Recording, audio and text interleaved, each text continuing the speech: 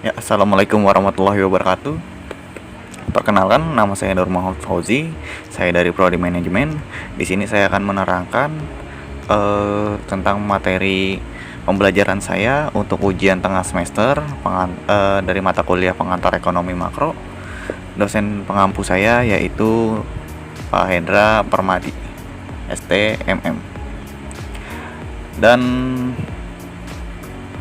materi pertemuan ini disusun oleh saya sendiri dari materi pertemuan pertama yang disusun oleh saya sendiri, yaitu di sini nama saya Nur Muhammad Fauzi dan NIM saya adalah 28925100337 dan program studi saya yaitu manajemen.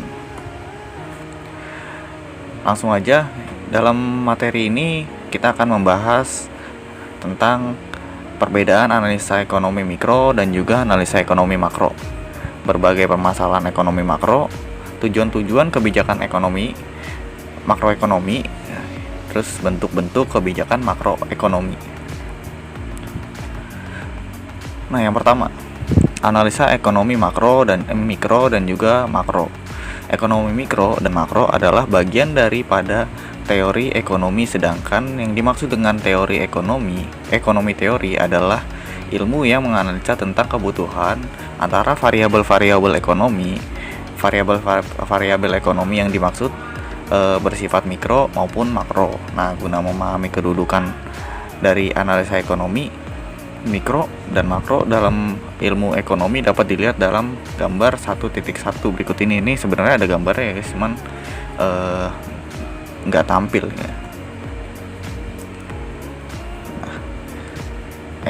Nah, di sini ada ekonomi deskriptif dan juga teori ekonomi. Nah, kita bahas ekonomi deskriptif dulu, yaitu adalah bagian dari ilmu ekonomi yang menggambarkan keadaan atau kegiatan ekonomi yang benar-benar terjadi pada suatu tempat atau negara tertentu. Teori ekonomi pada dasarnya berusaha untuk menjelaskan hubungan antara variabel-variabel ekonomi, baik variabel mikro ataupun variabel makro dalam ekonomi terapan, menyangkut persoalan kebijakan ekonomi yang perlu diterapkan dalam daerah atau negara tertentu. Nah, teori ekonomi pada dasarnya dibagi menjadi teori ekonomi mikro dan juga makro. Baik ekonomi mikro maupun teori ekonomi makro, keduanya mempelajari masalah-masalah ekonomi sama sih. Namun permasalahan ekonomi yang dipelajari berbeda sudut pandangnya. Di sini judulnya salah ya guys, aturan ekonomi mikro ya. Nah, kalau apabila ekonomi mikro menganalisa tentang kegiatan-kegiatan permasalahan ekonomi dari unit ekonomi individual. Nah, dari individual ya, jadi yang terkecil gitu. Maka dalam ekonomi makro menganalisa berdekatan sebaliknya,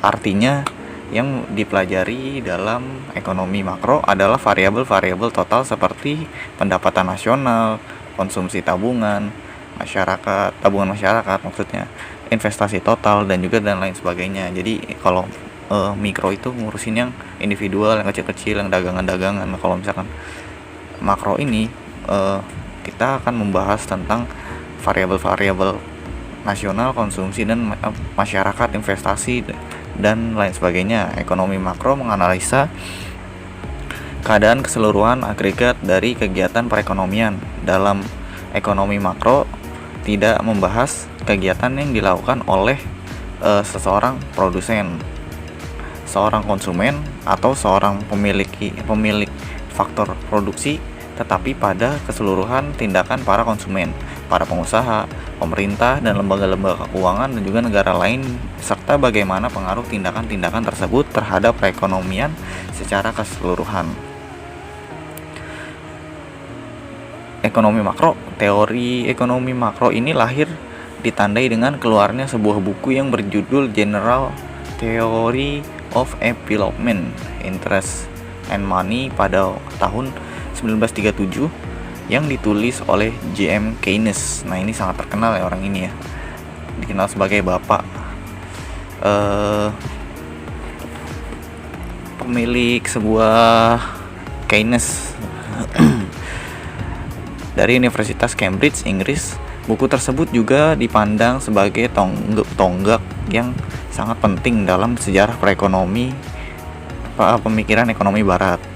Dalam buku tersebut, Keynes menyajikan suatu teori yang menunjukkan bahwa penganggaran dapat terjadi dan bahkan untuk jangka yang tidak terbatas. Akhirnya banyak ahli ekonomi yang menerima pendapat Keynes dan juga kelompok yang disebut dengan Keynesian. Nah, ya ini dia adalah bapak dari Keynesian ekonomi. Aliran Keynesian yang sampai sekarang diterima sebagai teori yang benar dan dipraktekkan di banyak negara. Jadi teori dia tuh kepake banget gitu di banyak negara. Permasalahan ekonomi makro pada dasarnya ilmu ekonomi dipelajari karena mempunyai kegunaan ilmu ekonomi. Ilmu ekonomi berguna karena dapat memberikan petunjuk-petunjuk mengenai kebijakan apa yang bisa diambil untuk menanggulangi suatu permasalahan ekonomi tertentu. Ekonomi makro yang merupakan salah satu cabang ilmu ekonomi dapat membantu memecahkan permasalahan kebijakan ekonomi secara makro. Permasalahan kebijakan ekonomi makro mencakup masalah-masalah yang berkaitan dengan pengendalian perekonomian secara umum. Tugas pengendalian ekonomi makro adalah mengusahakan agar perekonomian bisa bekerja dan tumbuh secara seimbang, terhindar dari keadaan-keadaan yang dapat mengganggu keseimbangan umum tersebut. Ada tiga masalah ekonomi makro jangka pendek yang harus diatasi. Ketiga masalah itu yang dimaksud adalah masalah inflasi, masalah pengangguran, masalah neraca pembayaran, juga perdagangan.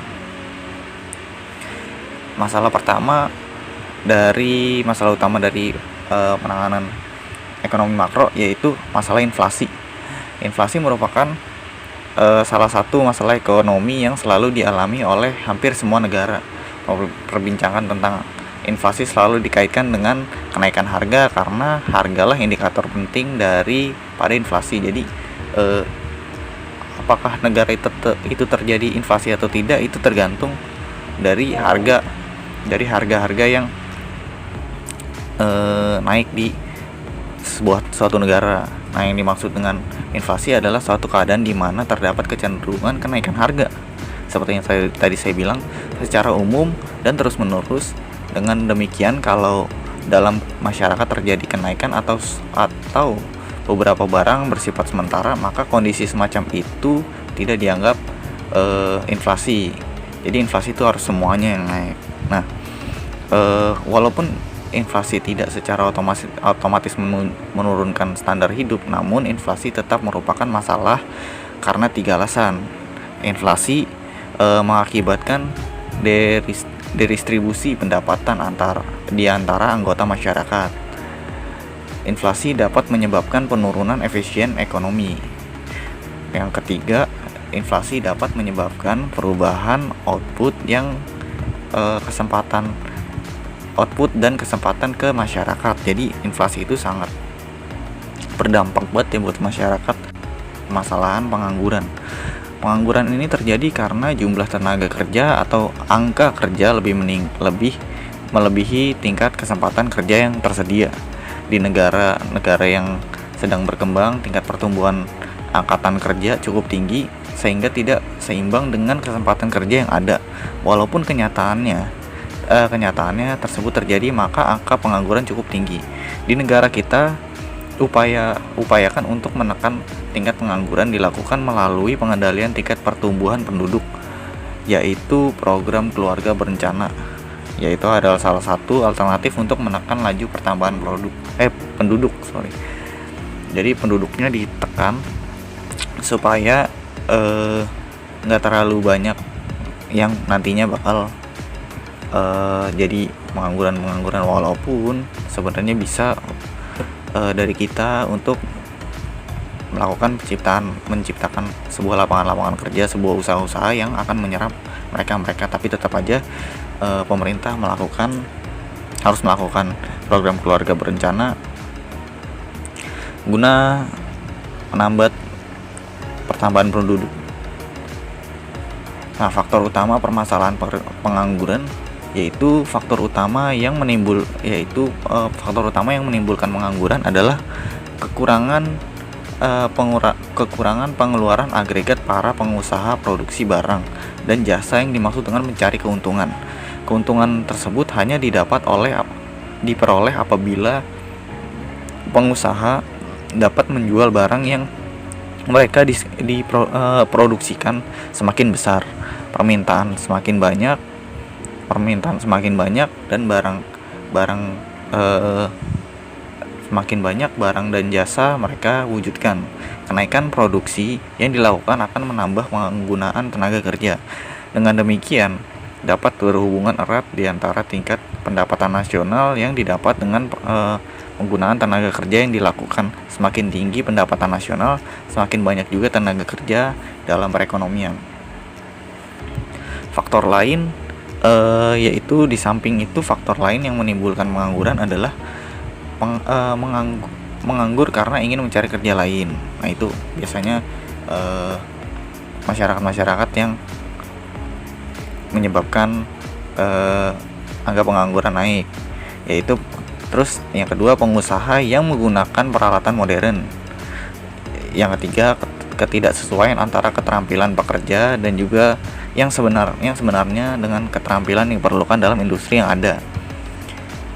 Yang keempat, salah satu faktor penting yang menentukan kemakmuran suatu masyarakat adalah tingkat pendapatannya. Pendapatan masyarakat mencapai maksimum apabila tingkat pendapatan penggunaan tenaga kerja penuh atau full employment dapat diwujudkan. Pengangguran dapat mengurangi pandangan masyarakat, dan juga kondisi ini tentu dapat mengurangi tingkat kemakmuran masyarakat yang pernah dicapai. Masalah neraca perdagangan dan juga neraca pembayaran. Ini menjadi masalah ekonomi makro yang ketiga, yaitu dua neraca penting dua neraca ini penting dalam suatu neraca pembayaran adalah perdagangan dan juga neraca keseluruhan. Neraca perdagangan menunjukkan perimbangan di antara ekspor dan impor, sedangkan neraca keseluruhan menunjukkan perimbangan di antara keseluruhan aliran pembayaran ke luar negeri dan juga keseluruhan aliran penerimaan dari luar negeri. Defisit neraca pembayaran berarti pembayaran ke luar negeri melebihi penerimaan dari luar negeri. Salah satu faktor penting yang menimbulkan masalah ini adalah impor melebihi ekspor. Pengaliran modal yang terlalu banyak ke luar negeri adalah faktor lain yang menimbulkan defisit tersebut. Masalah neraca perdagangan dan juga perdagangan ini lanjutan dari yang tadi. Defisit dalam neraca pembayaran menimbulkan beberapa efek buruk terhadap kegiatan dan kestabilan ekonomi negara. Defisit sebagai akibat impor yang berlebihan akan mengakibatkan penurunan dalam kegiatan ekonomi dalam negeri karena konsumen menggantikan barang dalam negeri dengan barang impor. Yang terakhir, harga valuta asing akan meningkat dan menyebabkan harga-harga barang impor bertambah mahal. Jadi neraca perdagangan dan juga pembayaran juga itu sangat penting ya. Nah, ini kita lanjut ke kebijakan ekonomi makro. Setiap kebijakan ekonomi bertujuan mengatasi masalah-masalah ekonomi yang dihadapi berdasarkan permasalahan makroekonomi, yaitu Sukirno menyebutkan tujuan-tujuan kebijakan makroekonomi dibedakan dari 5 aspek, yaitu menstabilkan kegiatan ekonomi. Tujuan menstabilkan ekonomi pula keinginan untuk menghindari fluktuasi yang tajam dalam kegiatan ekonomi dari waktu ke waktu. Yang kedua, mencapai tingkat penggunaan tenaga kerja, kesempatan kerja maksudnya ya, penuh tanpa inflasi. Jadi kita menghindari fluktuasi yang tajam dalam kegiatan ekonomi. Yang kedua, penggunaan tenaga kerja yang penuh. Jadi semuanya digunakan sebagai tenaga kerja untuk menghindari inflasi. Yang ketiga, menghindari masalah inflasi.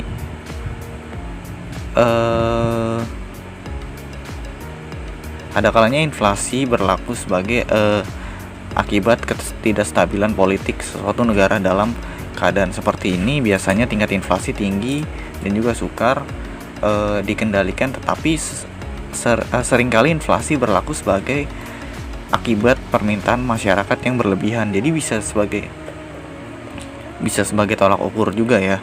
Tapi tetap masalah inflasi ini harus teratasi sebagai tolak ukur pergerakan pemerintah. Yang keempat, menciptakan pertumbuhan ekonomi yang teguh. Maksudnya ada dua alasan, yaitu suatu negara harus berusaha mencapai pertumbuhan ekonomi yang teguh dalam jangka panjang, menyediakan kesempatan kerja dan tenaga kerja terus-menerus bertambah untuk menaikkan tingkat kemakmuran masyarakat. Yang kedua, alasan ini merupakan pendorong utama pemerintah dalam menciptakan pertumbuhan ekonomi yang teguh. Nah, yang kelima, mewujudkan kekukuhan neraca pembayaran dan kurs valuta asing. Oke,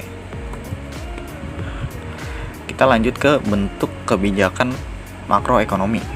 Jadi banyak ya bentuk-bentuk kebijakan, yaitu pertama ada kebijakan fiskal. Kebijakan fiskal meliputi langkah-langkah pemerintah membuat perubahan dalam bidang perpajakan dan pengeluaran pemerintah yang dimaksud untuk mempengaruhi pengeluaran agregat dalam perekonomian. Yang kedua ada kebijakan moneter, meliputi langkah-langkah pemerintah yang dilaksanakan oleh bank sentral untuk mempengaruhi penawaran uang dalam perekonomian, mengubah suku bunga dengan maksud mempengaruhi pengeluaran agregat. Kayak saat ini kan inflasi lagi naik-naiknya, lalu bank sentral menaikkan suku bunga supaya masyarakat menyimpan uangnya, supaya uang beredar di masyarakat jadi sedikit, jadi inflasi dapat ditekan. Yang ketiga yaitu kebijakan segi penawaran, yaitu salah satu kebijakan segi penawaran adalah kebijakan pendapatan atau income policy, yaitu langkah-langkah pemerintah yang bertujuan untuk mengendalikan tuntutan kenaikan pendapatan bekerja. Oke, cukup dari saya, itu saja yang bisa saya sampaikan. Mohon maaf apabila ada kekurangan dalam penyampaian, mungkin kurang jelas atau mungkin tidak jelas dalam penyampaiannya. Mohon dimaafkan. Semoga dapat dimengerti. Assalamualaikum warahmatullahi wabarakatuh.